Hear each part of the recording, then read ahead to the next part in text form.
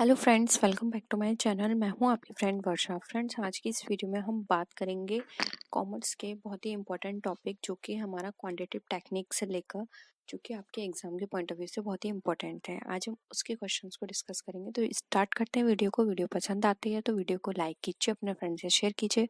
किसी भी तरह की कोई भी क्वेरी हो तो जरूर बताइएगा। स्टार्ट करते हैं। फर्स्ट क्वेश्चन है, the purpose of a dummy rows और column in an assignment problem is to. अब जो डमी रो और कॉलम होते हैं उनका पर्पस असाइनमेंट प्रॉब्लम में क्या होता है? ऑप्शन है, obtain balance between total activities and total resources, यानी कि जो हमारी टोटल एक्टिविटीज एंड रिसोर्सेज दे रखे हैं उनके बैलेंस को फाइंड आउट करना या ऑब्टेन करना। सेकंड है, prevent a solution from becoming degenerate, यानी कि जो जो द्वारा से जनरेट हुई हैं चीजें वहां से सॉल्यूशंस को प्रिवेंट करना। Provide the means of representing a dummy problem, यानी कि जो डमी प्रॉब्लम है उसके थ्रू हम यहाँ पर चीजों को फाइंड आउट करें, या फिर नन ऑफ द अबव। तो यहाँ पे अगर हम बात करें, इसका राइट आंसर है ऑप्शन नंबर ए। इसके अंदर हम ये देखते हैं कि जो भी हमारी टोटल एक्टिविटीज एंड रिसोर्सेज है उनसे हम किस तरह से अपने बैलेंस को फाइंड आउट कर सकते हैं, इसलिए ये डमी रो और कॉलम का कॉन्सेप्ट यूज किया जाता है या फिर अप्लाई किया जाता है। ऑप्शन ए यहाँ पे हमारा राइट आंसर है। नेक्स्ट है, maximization assignment problem can be transferred into a minimizing problem by. अब जो मैक्सिमाइजिंग असाइनमेंट प्रॉब्लम्स होते हैं उसको ट्रांसफॉर्म कर दिया जाता है मिनिमाइजिंग प्रॉब्लम के साथ। ये क्यों होता है? ये किसके थ्रू करते हैं? Adding each entry in column from the maximum value in that column, यानी कि उस कॉलम में जो मैक्सिमम वैल्यू दी होती है वहां से हम सभी एंट्री को ऐड करते हैं, या फिर सेकंड ऑप्शन में ये दे रखा है कि जो भी कॉलम्स हमें मैक्सिमम वैल्यू के दे रखे हैं वहां से हम इसको या फिर हम सब्ट्रैक्ट करेंगे सारी चीजों को, या फिर subtracting each entry in the table from the maximum value. अब यहाँ पे क्या बोल रहे हैं? यहाँ पे बोल रहे हैं जो भी उस वैल्यू में हमें गिवन। अब यहाँ पर देखिए फ्रेंड्स, एक तरह से अगर आप यहाँ चेक करेंगे तो यहाँ पे सिर्फ डिफरेंस कितना है, ये यहाँ पे कॉलम की बात कर रहे हैं, जबकि यहाँ पे ये बोल रहे हैं कि हम सब्ट्रैक्ट करेंगे सभी एंट्रीज को जो कि हमारे टेबल में दे रखी हैं। ठीक है, तो यहाँ पे आप याद रखिएगा, इसमें सिर्फ वो कॉलम में गिवन है उनकी बात करें और इसमें वो बात कर रहे हैं टेबल में जो गिवन है मैक्सिमम वैल्यू, जो उस टेबल से हम जो टेबल की जितनी भी एंट्रीज हैं प्रत्येक एंट्री को सब्ट्रैक्ट करेंगे। तो यहाँ पे किसके थ्रू ये कर सकते हैं? तो फ्रेंड्स, जब भी हम कोई भी हमारी प्रॉब्लम निकल कर आएगी, जो सबसे ज्यादा प्रॉब्लम्स होंगे मैक्सिमाइजेशन असाइनमेंट प्रॉब्लम होंगे, उसको मिनिमाइजेशन की तरफ करेंगे। तो हम तभी कर सकते हैं जब हमारी जो मैक्सिमम वैल्यू होगी टेबल में, जब हम उसको टेबल की प्रत्येक वैल्यू से सब्ट्रैक्ट करेंगे। आई होप आपको कॉन्सेप्ट समझ में आ रहा होगा। जब हम प्रत्येक एंट्री को टेबल में दी हुई उन सबको उनके सबके साथ सब्ट्रैक्ट करेंगे तभी तो हम उसको मिनिमाइज कर पाएंगे। इसलिए यहाँ पे ऑप्शन सी जो है वो हमारा राइट आंसर हो जाएगा। नेक्स्ट है, N assignment problem can B solve. अब एक असाइनमेंट प्रॉब्लम है वो किसके थ्रू सॉल्व की जा सकती है? फ्रेंड्स, पहले मैं आपको आंसर बता देती हूँ, उसके बाद मैं बताऊंगी ये सब चीज़ है क्या। देखिए, ऑप्शन है simplex method, transportation method, both A and B, या फिर नन ऑफ द अबव। तो देखिए फ्रेंड्स, असाइनमेंट प्रॉब्लम इसमें पूछी जा रही है तो ये इसका राइट आंसर होगा सी, बोथ ए एंड बी, यानी कि simplex method and transportation method. अब फ्रेंड्स, हम बात करते हैं। देखिए, असाइनमेंट प्रॉब्लम जो होती है उसको सॉल्व करने के हमारे पास कुछ मेथड होते हैं। ठीक है, कुछ मेथड है।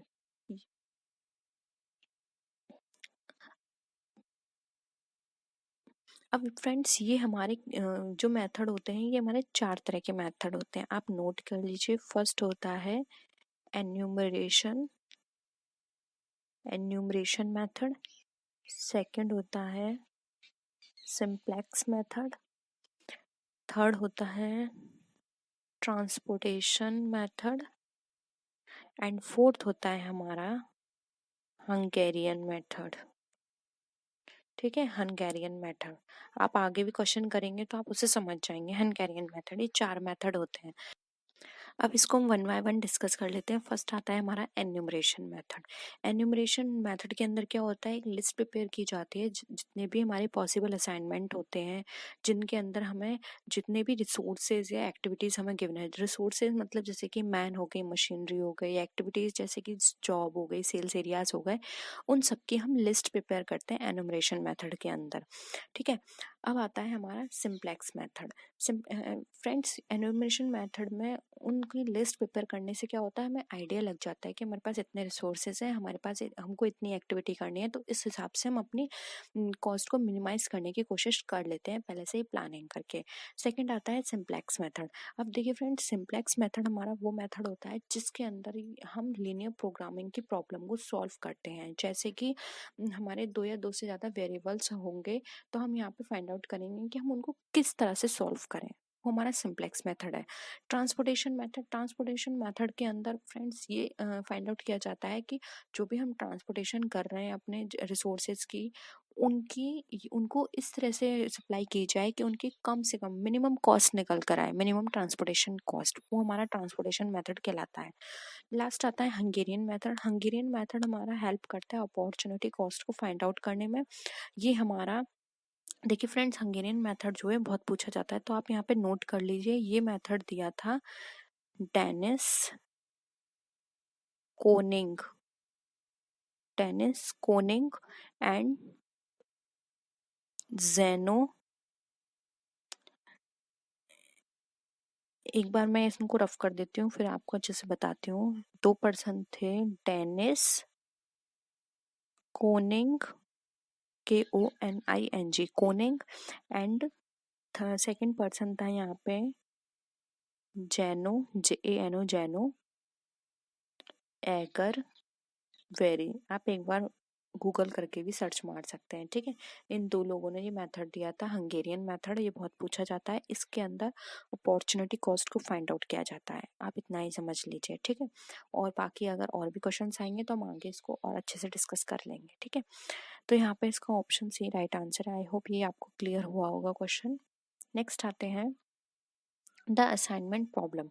अब ये एक असाइनमेंट प्रॉब्लम होती है, वो किस तरह की होती है? Can be use to maximize resources, is a special case of transportation problem, required that only one activity be assigned to each resource है, या फिर all of the above। अब देखिए फ्रेंड्स, मैंने आपके साथ मेथड डिस्कस की, तो आपको मेथड के थ्रू भी समझ में आ गया होगा कि हम असाइनमेंट प्रॉब्लम में किस किस तरह की प्रॉब्लम को यहाँ पे डिस्कस करते हैं। तो यहाँ पे ऑप्शन डी राइट आंसर है। हम इसमें मैक्सिमम रिसोर्सेज की बात करते हैं, ट्रांसपोर्टेशन प्रॉब्लम की बात करते हैं, और साथ ही साथ हम जो वन एक्टिविटी है, हम ईच रिसोर्सेज को किस तरह से यहाँ पे उस एक्टिविटी को यहाँ पर रिक्वायर करें, या फिर कितनी हमें कौन कौन सी एक्टिविटी के लिए क्या क्या चीज़ें असाइन करने की जरूरत है, हम ये देखते हैं। नेक्स्ट है a type of decision making environment is. अब हमारा डिसीजन मेकिंग एनवायरनमेंट किस तरह का होता है? सर्टेनिटी होती है, रिस्क, अनसर्टेनिटी, या फिर ऑल ऑफ द अबव। तो देखिए फ्रेंड, डिसीजन मेकिंग एनवायरनमेंट हमारे कुछ सर्टेन होते हैं, कुछ अनसर्टेन होते हैं, और इनमें रिस्क भी होता है। इसलिए हम ये बोल सकते हैं कि हमारा डिसीजन मेकिंग एनवायरनमेंट ये सभी, यानी कि ऑल ऑफ दी अबव है।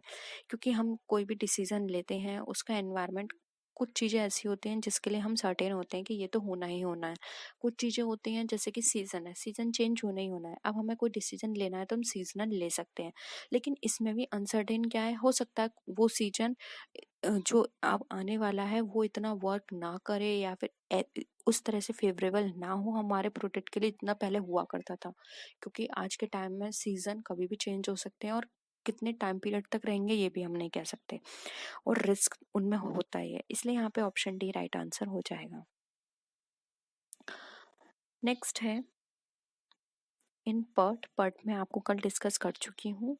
The span of time between the optimistic and pessimistic time estimate of an activity is. अब पर्ट में जो हमारा स्पैन ऑफ टाइम होता है ऑप्टिमिस्टिक और पेसिमिस्टिक टाइम के बीच में एक्टिविटी, वो हमारी क्या एस्टिमेट करता है, क्या एक्टिविटी हमारी हेल्प करती है उसको एस्टिमेट करने में?